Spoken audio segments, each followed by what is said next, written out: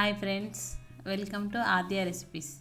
ఆద్య రెసిపీస్లో ఈరోజు మనం వినాయకుడికి ఎంతో ఇష్టమైన ప్రీతికరమైన ఉండ్రాళ్ళు ఎలా తయారు చేయాలో చూద్దాం. దీనికోసం ఒక కప్పు బియ్యపు రవ్వ తీసుకుందాం. ఈ బియ్యపు రవ్వని కొంచెం ఒక 2 minutes పాటు అలా వేయించుకోవాలి. ఇలా వేయించుకున్న దాన్ని పక్కకు తీసుకొని అదే గిన్నెలో 2 కప్పుల నీళ్ళు తీసుకోవాలి. ఆ 2 కప్పుల నీళ్ళలో నానబెట్టిన శనగపప్పు, కొంచెం జీలకర్ర కూడా వేసి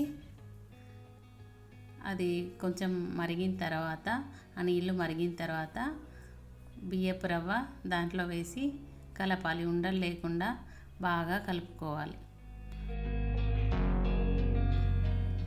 తర్వాత ఒక 2 నిమిషాలు దాన్ని ఉడికించుకున్న తర్వాత దాన్ని తీసి పక్కన పెట్టుకోవాలి.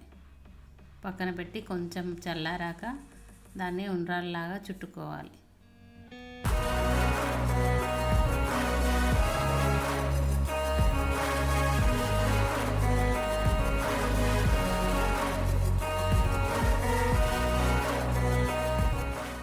ఇలా ఉండ్రాళ్ళలాగా చుట్టుకున్న దాన్ని ఇడ్లీ ప్లేట్లోకి తీసుకొని ఆవిరి మీద ఉడికించాలి.